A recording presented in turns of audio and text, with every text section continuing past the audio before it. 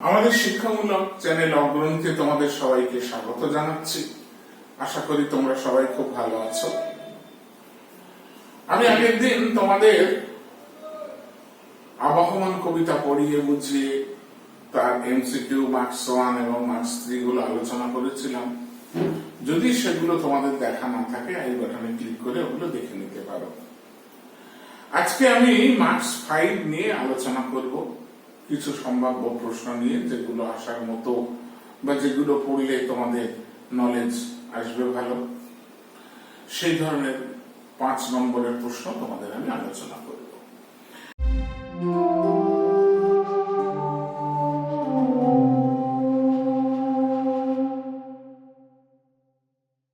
দেখো, এখানে আমি প্রথম একটা প্রশ্ন দিয়েছি, তোমরা লক্ষ্য করো। এই প্রশ্নটা হচ্ছে আবহমান কবিতার নামকরণ কতখানি সার্থক। প্রশ্নটা, এই ধরনের প্রশ্ন যদি আসে আমরা কিভাবে উত্তর লিখব সেটা আমি তোমাদের বুঝিয়ে দিচ্ছি। যে একটা গল্প বা কবিতার নামকরণ কতখানি সার্থক সেটা গল্পের প্রেক্ষাপট বা গল্পের ভিতরে যে বিষয়বস্তুগুলো আছে তাকে লক্ষ্য করে বা তাকে কেন্দ্র করে সেটা আবর্তিত হয়। তো আমরা আবহমান কবিতার প্রেক্ষাপট পর্যালোচনা করে দেখি যে এই নামকরণটা কতখানি যুক্তিসঙ্গত। আমরা প্রথমেই দেখব যে কবি নীরেন্দ্রনাথ চক্রবর্তী তার অন্ধকার বারান্দা নামক কাব্যগ্রন্থের অন্তর্গত আবহমান কবিতাটার মধ্যে একটা নস্টালজিক মনোভাব নিয়েছেন। তিনি তার ফেলে আসা স্মৃতি রোমন্থন করেছেন এবং সেই স্মৃতি কতটা বেদনা বিধুর তা তিনি আলোচনা করেছেন। আবহমান কথাটার অর্থ হচ্ছে চিরকালীন, যা শাশ্বত, যা চিরকাল একই ধারায় প্রবাহিত হয়, তাই হলো আবহমান। তো আমরা এখানে দেখতে পাচ্ছি যে এই আবহমান কবিতাটাই কবি তার সেই নস্টালজিক জীবনের স্মৃতি রোমন্থন করেছেন। তার শৈশব, তার বাল্যের যে গ্রাম্য জীবনের স্মৃতি, তার মাতৃভূমি, তার জন্মভিটার প্রতি আকর্ষণকে বজায় রেখে এবং সেই আকর্ষণ বোধে তিনি কবিতাটা লিখেছেন। সেই গ্রাম্য জীবনে তার ফিরে যাওয়া, সেই ছোট্ট একটা গ্রাম বাংলার বাড়ির পাশে, তার ঘরের পাশে, সেই লাউ মাচাটার পাশে একটা সন্ধ্যার বাতাসে দোদুল্যমান একটা ছোট্ট ফুল দুলছে, একটা দোদুল্যমান একটা ছোট্ট ফুল, সেটার প্রতি তিনি আলোচনা করেছেন। সেটা বারবার বুঝিয়েছেন যে ছোট্ট একটা ফুল দুলছে, ফুল সন্ধ্যার বাতাসে। এই নস্টালজিক মনোভাব তিনি এখানে তুলে ধরেছেন। তিনি আর কি করেছেন? তিনি প্রতীক হিসাবে কতগুলো জিনিসকে ব্যবহার করেছেন। কি প্রতীক হিসাবে ব্যবহার করেছেন? নোটে গাছ। নোটে গাছ এখানে একটা স্মৃতি রোমন্থনকারী ব্যক্তির প্রতীক হিসাবে চিহ্নিত হয়েছে। আমরা দেখেছি ঠাকুমা দিদিমারা ছোটবেলা গল্প করতে করতে বলতেন, রূপকথার গল্প শুনিয়ে তাদের নাতি নাতনিকে বলতেন, আমার গল্পটি ফুরলো, নোটে গাছটি মুড়লো। ঠিক তেমনি ভাবে সাহিত্যিক বা আমাদের এই কবিতাটার কবি নীরেন্দ্রনাথ চক্রবর্তী যখন তার স্মৃতিতে ফিরে যাচ্ছেন তখন তিনি এই নোটে গাছটা বলছেন বুড়িয়ে ওঠে কিন্তু মুড়োয় না।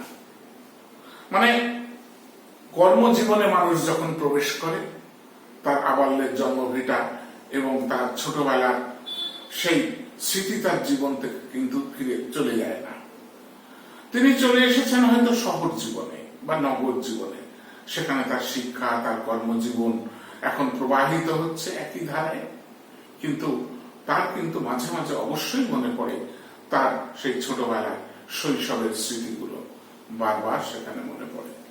এই আবহমান কবিতার মধ্যে আমরা দেখতে পাই যে কবি সেই স্মৃতিগুলোকে বারবার রোমন্থন করেছেন এবং সেই সন্ধ্যার বয়ে আসা বাতাস, লাউ মাচার পাশে দাঁড়িয়ে থাকা এবং লাউ মাচার পাশে সেই সন্ধ্যার ফুল দুলছে, এইগুলো কিন্তু কবি তুলে ধরেছেন এই কবিতাটার মধ্যে। এখানে তিনি তার আবাল্য সাথী যে জন্মভিটা তার স্মৃতির মন্থনে পরিব্যক্ত থেকেছেন। তার রোমান্টিক জীবনের, তার জীবনের যে ফেলে আসা স্মৃতি, সেগুলোকে তিনি দ্যোতক হিসাবে ব্যবহার করেছেন, তার নস্টালজিক জীবনের স্মৃতির মন্থন করেছেন।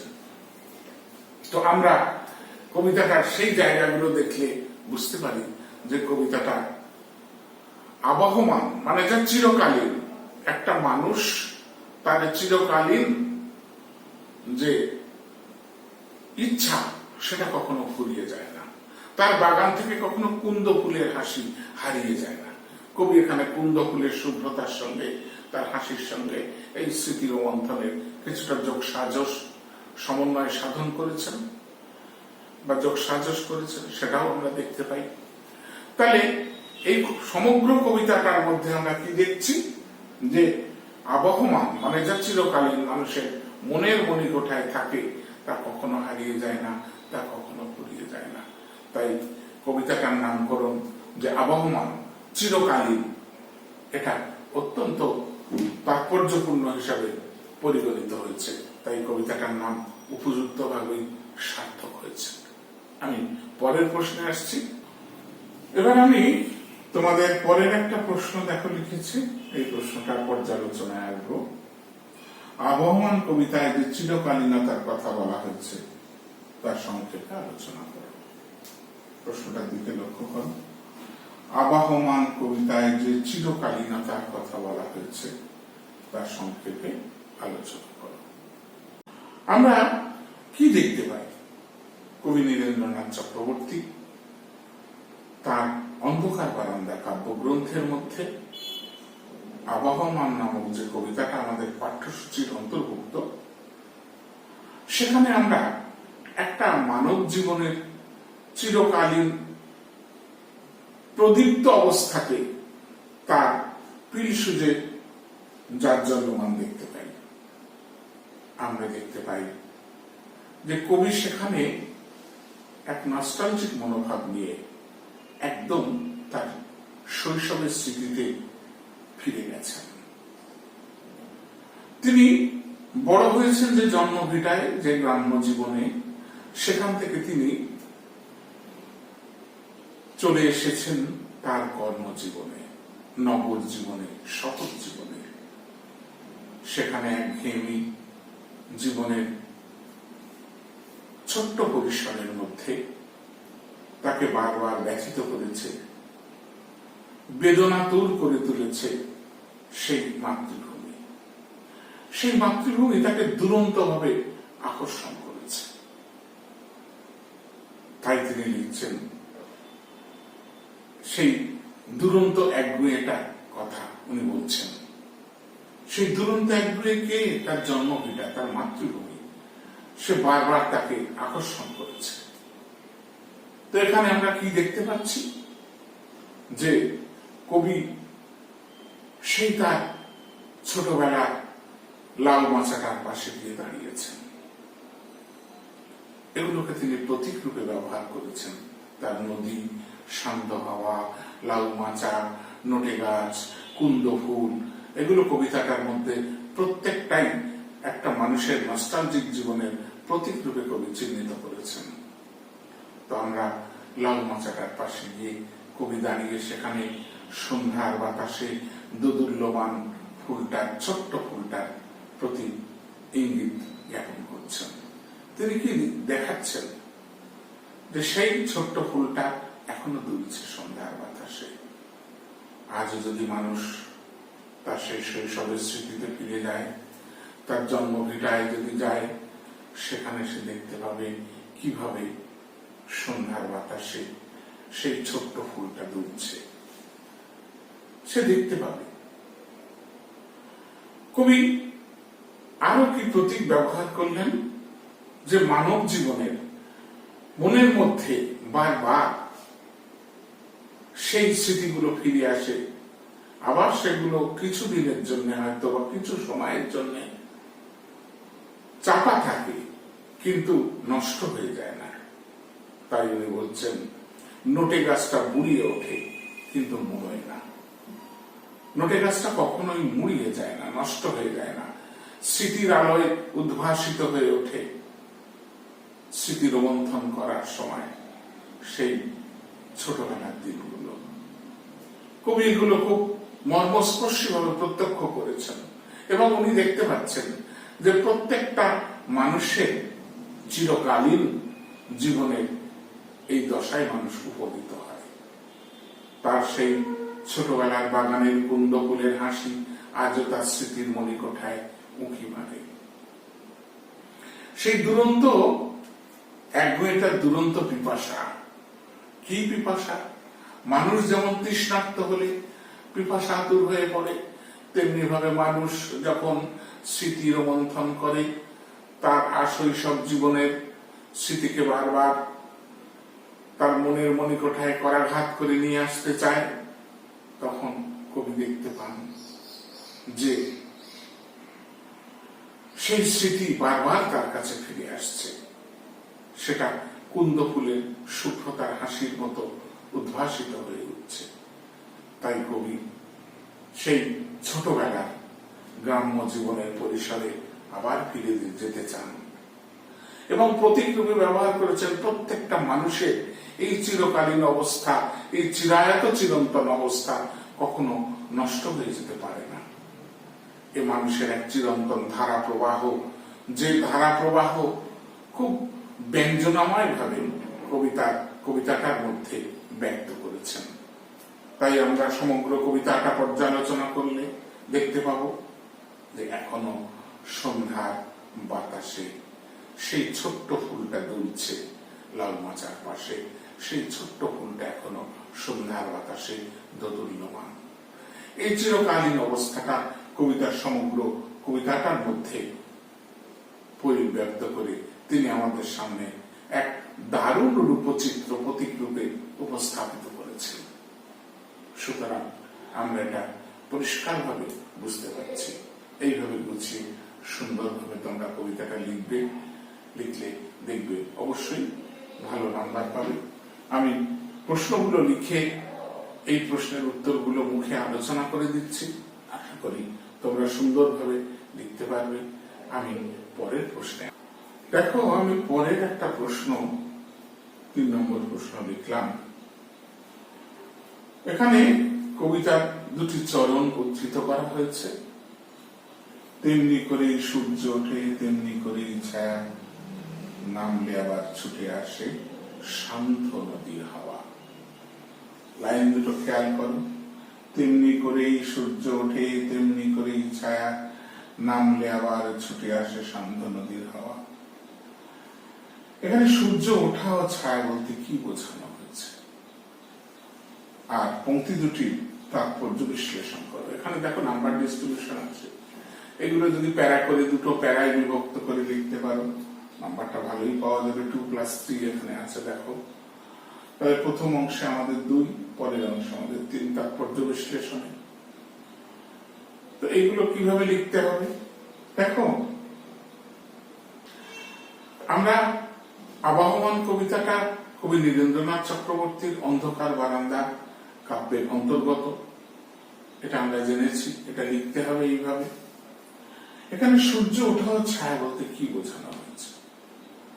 কবি এখানে প্রাকৃতিক এক নিয়মের এক চিরন্তন ধারা প্রবাহকে বুঝিয়েছেন। প্রকৃতি আর মানুষের হৃদয় এখানে যেন একাকার হয়ে গেছে।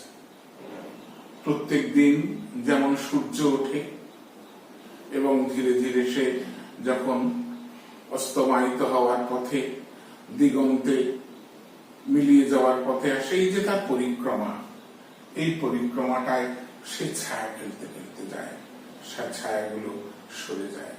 ঠিক তেমনি ভাবে কবি সমগ্র মানব জাতির প্রতীক হিসাবে নিজে এই কবিতাটার মধ্যে উপস্থাপিত করেছেন সেই নস্টালজিক ব্যাপারগুলোকে। তেমনি ভাবে মানব হৃদয়ে যে জন্মভূমির প্রতি তার যে আকর্ষণ, যে টান, সেটা যেমন বিদগ্ধ হতে থাকে, ঠিক তেমনি ভাবে তার হৃদয়ে যখন মাতৃভূমির কাছে আসে তখন সেটা শান্ত হয়ে যায়। ঠিক তেমনি ভাবে প্রকৃতি যেমন বিদগ্ধ অবস্থা থেকে যখন ছায়া নেমে আসে তখন সান্ধ্যা নদীর হাওয়া ছুটে এসে মানুষের শরীরকে, মনকে জুড়িয়ে দেয়। ঠিক তেমনি ভাবে মানুষ যখন তার নগর জীবনের মধ্যে, নগর জীবনের পরাকাষ্ঠে নিজেকে কর্মব্যস্ত রাখে, সেখান থেকে যখন তার হৃদয়ে মাতৃভূমির আকর্ষণ অনুভব করে, সে যখন তার মাতৃভূমিতে ফিরে আসে তখন তার হৃদয়ে ছায়া নেমে আসে, শান্তি নেমে আসে, সান্ধ্যা নদীর বাতাসের মতো তার বিদগ্ধ প্রাণকে যেন জড়িয়ে দেয়। তাহলে এটা আমরা 2 নম্বরে ডিসকাস করলাম। পরবর্তী ক্ষেত্রে পংক্তি দুটির তাৎপর্য বিশ্লেষণ করা, ওখানে 3 আছে।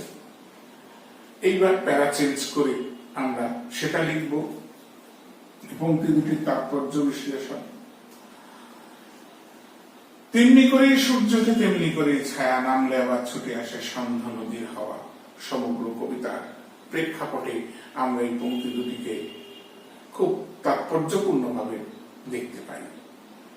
কবি এখানে প্রতীকী হিসাবে সান্ধ্যা নদীর হাওয়া, নটে গাছ, কুন্দ ফুলের হাসি, এই শব্দবন্ধগুলোকে ব্যবহার করেছেন। তিনি তার স্মৃতি রোমন্থনে, তার নস্টালজিক জীবনে সেই মনোভাবের মধ্যে ফিরে গেছেন। সেখানে আমরা দেখতে পাই যে প্রকৃতি কিভাবে অবিচ্ছেদ্য ভাবে মানব হৃদয়কে ব্যঞ্জিত করেছে। সূর্য ওঠে, তার ছায়া ফেলতে ফেলতে সে পশ্চিম দিগন্তে অস্তমায়িত হয়। গ্রাম্য জীবনে আমরা দেখতে পাই, শহর জীবনে এটা আমরা বুঝতে পারবো না, কিন্তু গ্রাম্য জীবনে আমরা দেখতে পাই যে তারপরে নদীর বাতাস, সেটা সান্ধ্য নদীর বাতাস। তার মানে যখন গ্রাম বাংলার বুকে সেই সন্ধ্যা নেমে আসে, সুন্দর শান্তিময় ঠান্ডা বাতাস প্রবাহিত হয়ে মানবের হৃদয়, মন এবং তার শরীর সবকিছুকে জড়িয়ে দেয়। ঠিক তেমনি ভাবে কবি যখন নস্টালজিক হয়ে তার সহজ জীবনে বসে সেই স্মৃতি রোমন্থন করছেন, সেই স্মৃতি যেমন তার হৃদয়কে জুড়িয়ে দেয় ঠিক ওই সান্ধ্যা নদীর বাতাসের মতো। এবং তিনি যখন আবার সক্ষম হন তার সেই শৈশবের স্মৃতিতে ফিরে আসতে, সেই জন্মভিটায় ফিরে আসতে, তখন তার দগ্ধ হৃদয় যেন জুড়িয়ে যায়। তাহলে আমরা কি দেখতে পাবো? তার দগ্ধ হৃদয় জুড়িয়ে যায়। তিনি সমগ্র মানব জাতির প্রতীক রূপে নিজেকে উপস্থাপিত করেছেন, এই কবিতাটা উপস্থাপিত করেছেন।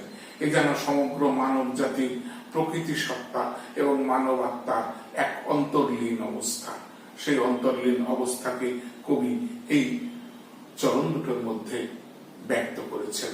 আমরা এই অন্তর্লীন অবস্থাটা বিশ্লেষণ করে আমরা সেই কবিতাটা প্রাঞ্জল ভাব মূর্তিটা বুঝতে পারি। এইভাবে তোমরা লিখবে, আশা করি খুব সুন্দরভাবে তোমরা লিখতে পারবে। এর আগে আমি তোমাদের রাধারানী গল্পটাও পড়িয়েছি, আরো কবিতা আছে, গল্প আছে, সেগুলো তোমরা আই বাটন ক্লিক করে দেখে নিতে পারো। আমি পরের দিন এই 5 নম্বরের প্রশ্ন নিয়ে তোমাদের সামনে আরো 2-1টা প্রশ্ন নিয়ে উপস্থাপনা করব। তোমরা সেটা দেখো। আজকে এই অবধি রাখছি। সবাই ভালো থেকো, ভালোভাবে পড়াশোনা করো।